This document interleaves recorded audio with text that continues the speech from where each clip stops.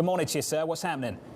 Yeah, good morning. According to sources, Tesla will shut down its Shanghai plant through April 1st. You have to remember, John, authorities in Shanghai are focusing this lockdown with testing east of the Huangpu River, which is the area of Shanghai, industrial area, where the Tesla factory is based. And we're so focused on this, John, because if you look at the Shanghai plant in the context of global production, it's not just about volumes, it's also about the profit profile. Remember, Tesla has done work for years on localizing the supply chain. It has advanced technology compared with the California plant. So margins are really boosted by vehicles built there, not just for the domestic market, but the export market as well. The company basically saying that they comply with all government efforts to restrict COVID-19, but did not confirm the lockdown. But here's the thing, Tesla delivered 56,000 vehicles in the month of February alone from that plant. So you do wonder how disruptive this will be.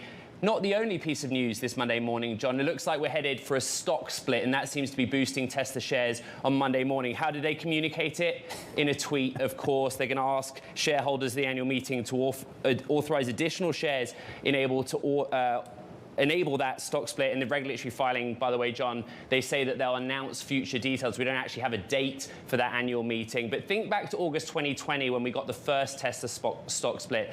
A big part of the equity story for Tesla is around the confidence of Tesla owners, people that own the vehicle, right? Fans of Elon Musk. And since that original stock split in August, you do see this massive run up in the shares. We started 2022 with a bit of a wobble, right? Perhaps Tesla's stock caught up in the narrative around the Fed and the higher rate outlook. But we've had a rally in recent weeks. So the timing of this announcement really interesting if you consider we don't know when the annual meeting is. And by the way, Monday's gain in the shares takes us into positive territory in 2022, John. The stock right now at 5.8%.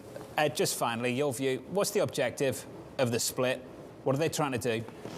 Yeah, look, we don't know the mechanism. The 8K filing was vague, but usually you do say a 5-for-1 split, 4-for-1 split. We don't know. You issue a nominal 0.001 cent value for each share issued, but it's about accessibility. Elon Musk talks often about how the retail investor understands the company much better than Wall Street does, much better than the institutional investor. You saw the run up in the last time they had a stock split.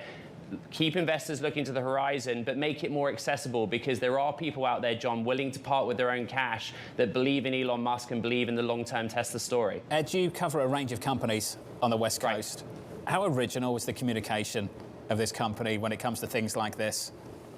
Original, unique. I mean, it's impossible to track as a journalist, right? And if you're an investor, one might have sympathy, because it doesn't matter which time zone you operate on, you never know how news will be communicated, and the depth of information in that communication is often thin.